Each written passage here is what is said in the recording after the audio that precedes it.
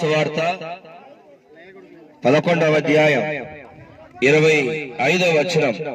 అందుకు యేసు పునరుద్ధానం జీవము నేనే, నాయందు విశ్వాసం ఉంచువాడు చనిపోయిన బ్రతుకును, బ్రతికి నాయందు విశ్వాసం ఉంచు ప్రతివాడు ఎన్నటికీ చనిపోడు. ఇక్కడ మనం గమనించినట్లయితే మరి పునరుద్ధానం జీవం యేసు ప్రభు. యేసునందు విశ్వాసం ఉంచు వారిని దేవుడు ఇక్కడ చనిపోయినను బ్రతికింపజేస్తున్నాడు. ఒక దినము సమాధులు ఉండేవారు కూడా లేపబడేవారుగా ఉంటున్నారు. దానియేలు గ్రంథం 12వ అధ్యాయము 2వ వచనం. దానియేలు గ్రంథము 12 2వ వచనం. దానియేలు గ్రంథము ఇక్కడ మనం గమనించినట్లయితే 2వ వచనం. మరియు సమాధులలో నిద్రించు అనేకులు మేలుకొనెదరు. కొంతమంది నిత్య జీవానికి పోతున్నారు.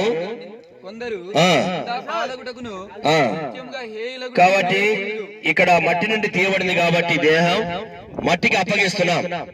మీరు పైకి రండియా, కొంచెం పైకి రండి, మళ్ళా వస్తున్నాం.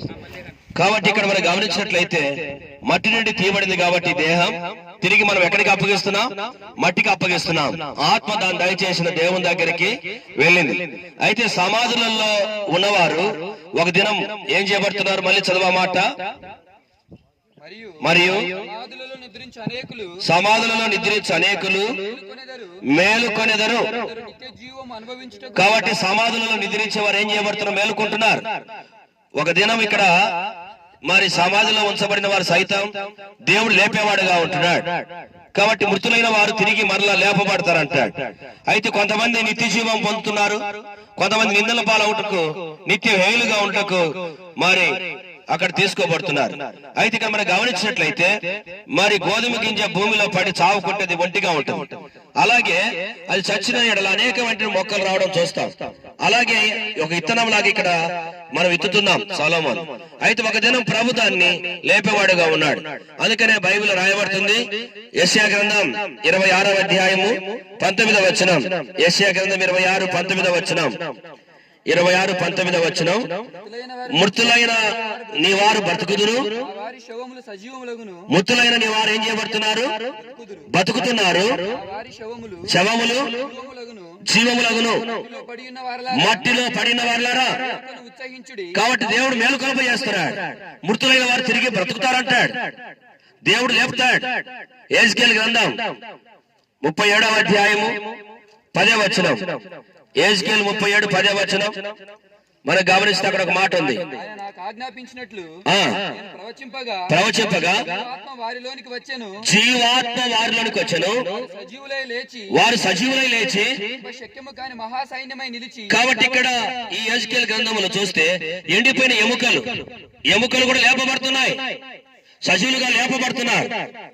సమాధులలో ఉన్న వారు మేలుకోబడతారు, ఒక దినం లేచేవారుగా ఉన్నారు. కాబట్టి ఇక్కడ ఎందుకంటే మట్టి నుండి తీయబడింది కాబట్టి మట్టికి అప్పగిస్తున్నాం. అయితే సమాధులలో ఉండే ప్రతి ఒక్కరు దేవుడు ఒక దినం లేపుతాడు. నీవు కూడా లేపబడతావు. ప్రియ సోదరులు, ఎవరైతే సమాధుల్లో ఉన్నారో అలాంటి వారందరూ అంటే ఇక్కడ మనం గమనించినట్లయితే ఈ సమాధులను లేపుతున్నాడు ప్రభు.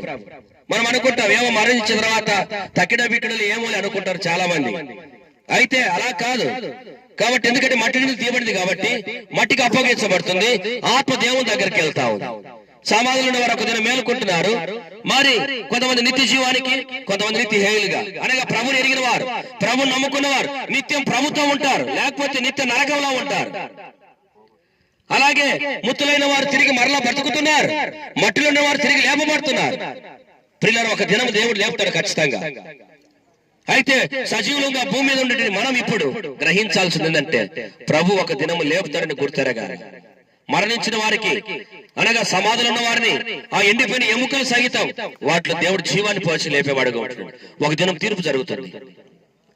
ఒక దినం తీర్పు జరుగుతుంది. మంచి క్రియలు చేస్తే ప్రభుతో ఉంటారు యుగ యుగములు, లేకపోతే నిత్య నరకంలో ఉంటారు. ఆ నరకం తప్పించుకోబడాలి, ఆ నిత్య నాశనం తప్పించబడాలి. ఇక్కడ చేరొచ్చాం.